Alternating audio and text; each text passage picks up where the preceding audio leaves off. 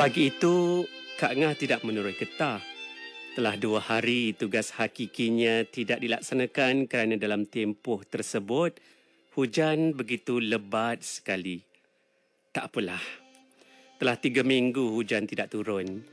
Hujan rahmat tu, bisik hati kecil Kak Ngah. Terima kasih ya Allah, getusnya lagi.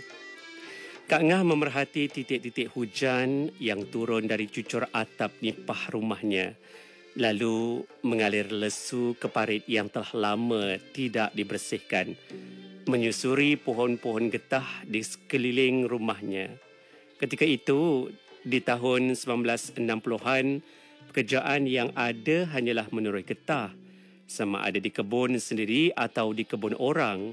Kak Ngah membalik-balikkan lemping kelapa di kuali atas dapur kayunya untuk bersarapan bersama ibunya yang sedang menganyam tikar pandan di ruang tamu rumah panggung peninggalan arwah bapanya.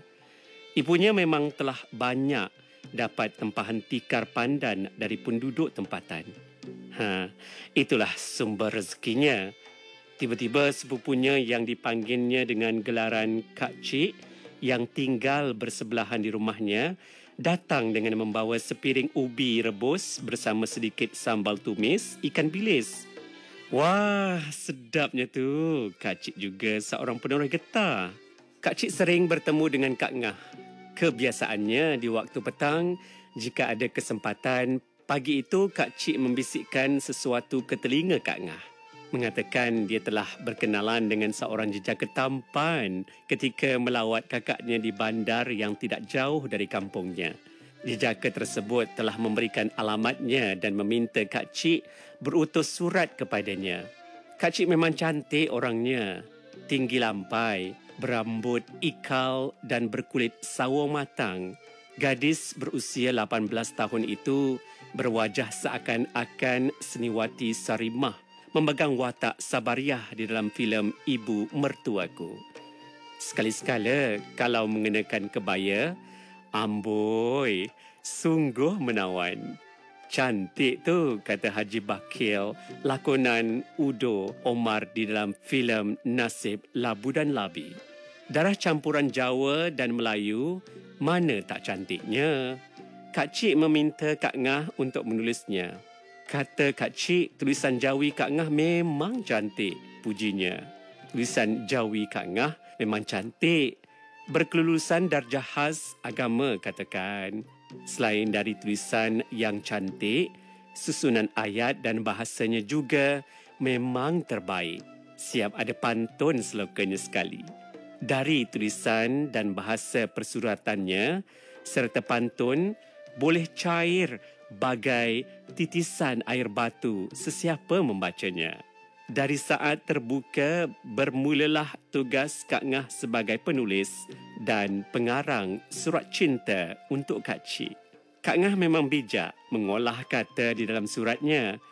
Sungguh indah madah kasih sayangnya dan sungguh berbunga di jiwa. Dan selamanya menjadi ingatan di sanubari mekar di hati. Manakala Kak Cik pula sentiasa menunggu ketibaan postman untuk mengambil surat untuknya. Selang beberapa hari, Kak Cik mesti menerima surat. Jika terlambat ketibaan suratnya, alangkah hampanya.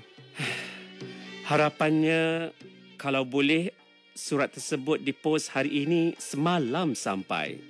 Kak Cik telah ditimpa perasaan cinta dengan jejaka tersebut. Bila ada kesempatan, Kak Cik ke bandar tersebut untuk melawat kakaknya, barang sehari 2. Di kesempatan tersebut, merpati 2 sejoli sempat bersua melepaskan rindu dendam.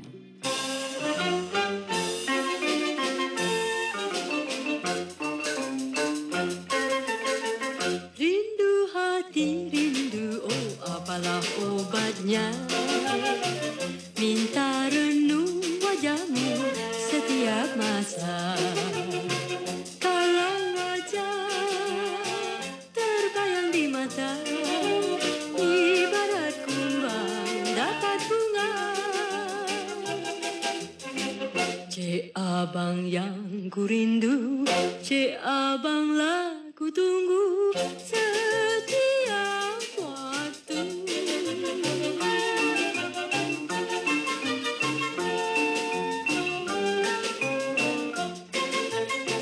Bimbang aku bimbang, oh apalah sebabnya? Karena kasihku tunggu belum pun tiba. Kalau dapat bersama Cik Abang, serasa syurga boleh dibayang. Cik Abang yang ku mimpi, Cik Abanglah ku nanti setiap hari.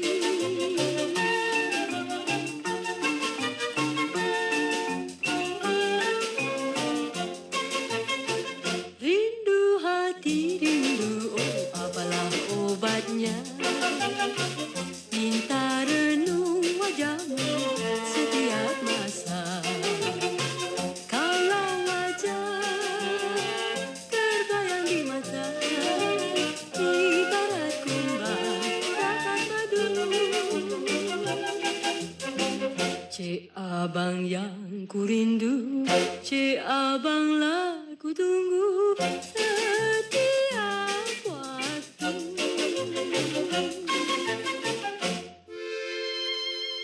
Al-Mukarram kehadapan kekanda jejak ketampan pujaan hati. Dengan penuh kerinduan, diri kerdil ini menyusun 10 jari memohon ampun dan maaf. Kiranya warkah yang tidak sepertinya ini mengganggu ketenteraman dan keselesaan kekandaku sayang. Semoga kekanda menerima warkah ini sebagai pengganti diri yang sentiasa merindu dirimu sayang. Wahai angin yang mendesir, sampaikanlah salam kerinduan dan kasih sayangku kepada kekanda tersayang. Wahai bulan dan bintang, sinarilah hatiku yang ku rindu. Burung kenari turun ke bendang, orang memikat di atas titi. Baru sekali Dinda memandang, cinta asmara melekat di hati. Mata pisau begitu tajam, hamba menunggu ingin meminjam. Mengapa mata sukar dipejam, mungkin asmara sering menghunjam. Ambil selendang bawa berjalan, burung ketitir meniti dahan. Kasih sayangmu seteduh rembulan, membuat jiwaku bangkit perlahan.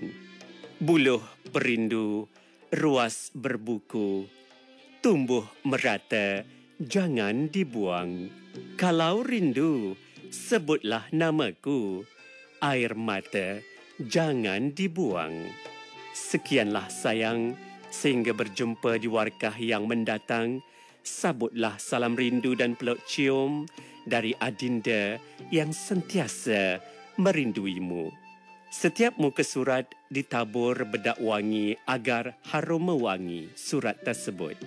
Bedak wangi yang terkenal ketika itu adalah bedak wangi Cap Nyonya.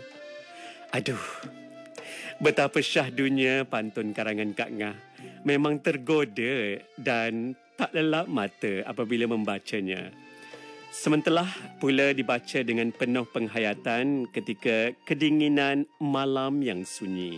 Setelah sekian lama berada di alam percintaan dan kasih sayang secara berjauhan dan sekian kali bertemu untuk melepas rindu, kini rombongan untuk meminang Kak Cik pun tiba.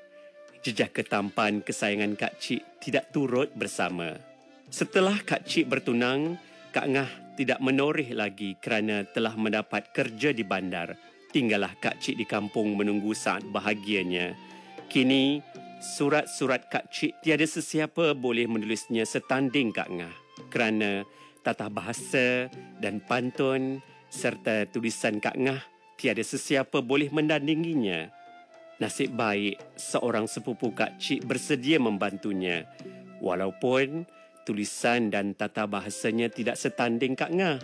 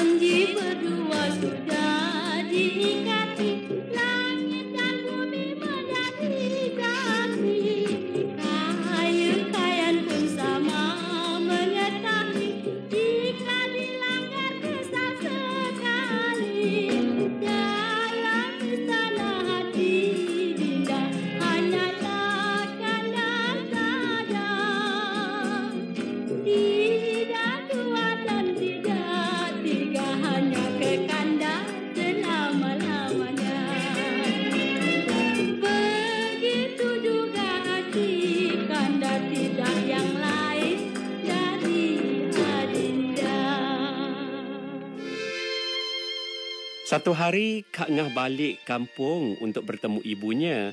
Di kesempatan tersebut, Kak Cik dengan berjujuran air mata menceritakan bahawa jejaka pujaannya itu memutuskan pertunangan mereka.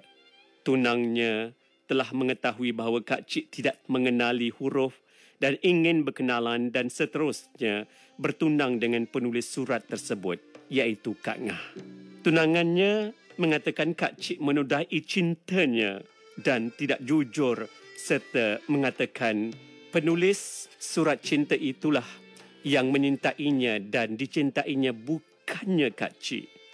Apa yang tertulis adalah curahan hati dan penuh dengan perasaan kasih sayang yang tulus ikhlas dari sepenulisnya. Kak Ngah begitu terkejut bagai halilintar membelah bumi apabila mendengar berita tersebut. Kak Ngah menasihatkan agar pertunangan tersebut diteruskan sehingga ke jenjang pelamin, langsung ke akhir hayat. Kak Ngah pun tiada hati dan perasaan terhadapnya serta tidak mengenali jejaka tersebut. Tambahan pula, Kak Ngah telah mempunyai seorang pujaan hati. Sebelum balik ke bandar, Kak Ngah sempat meninggalkan bait-bait pantun untuk Kak Cik. Pohon temu batang selasih, dipotong diraut menjadi 8. Sudah jodoh bertemu kasih, laksana paku lekat di papan. Layang-layang bertali benang, benang ditarik sambil berdiri.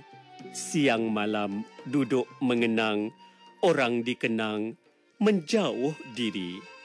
Tali benang jangan dicuci, tanam selasih di muka pintu. Sekali sayang, sekali benci. Orang berkasih memang begitu.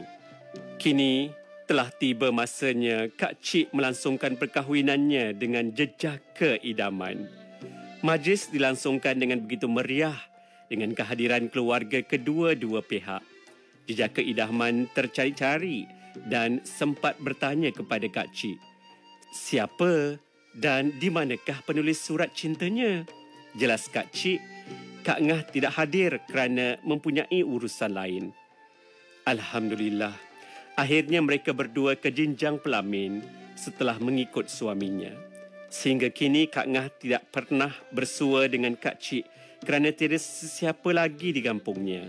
Kedua ibu bapanya yang telah meninggal dunia, adik-beradik telah berhijrah ke tempat lain demi kelangsungan hidup. Jodoh pertemuan dan rezeki serta ajal maut adalah urusan Allah dan telah tersurat sejak azali lagi. Kita sebagai makhluknya hanya mampu memohon dan berdoa kepadanya melalui peristiwa dan pengalaman menjadikan kita dewasa. Kehidupan adalah satu nikmat bagi mereka yang tahu menghargai dan menyedarinya. Rezeki bukan terletak pada wang ringgit sahaja. Mendapat sahabat atau suami dan isteri serta keluarga yang baik juga adalah rezeki. Berdayung sampan, pergi ke laut, anak-anak mengail keli. Jodoh rezeki, ajal dan maut sudah ketentuan Allah di azali.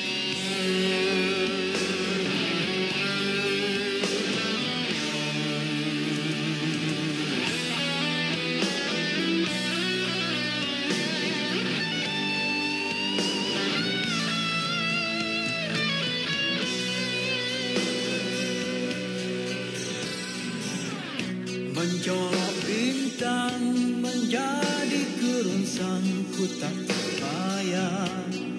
Kerana nyata ku tak sehebat dia bermain kata.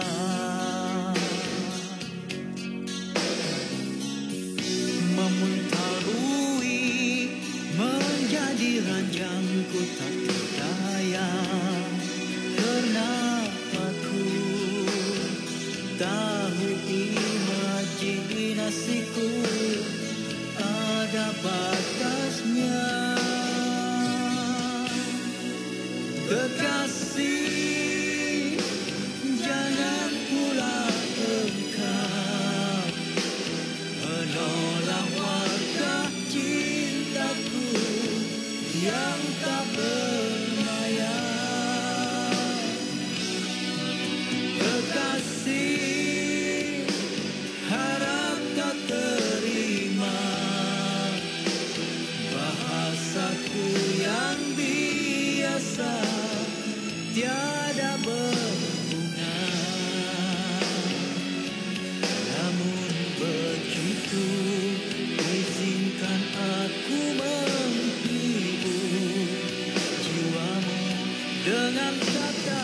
kata-kata yang sederhana. Aku bukannya sastrawan negara, aku hanya manusia biasa, menulis sekadar untuk meluap rasa jiwa. Maaf jika ku tak sepekan dia, tak mampu menganyam awan dermawan, menjadikannya selendang untukmu, oh kekasih.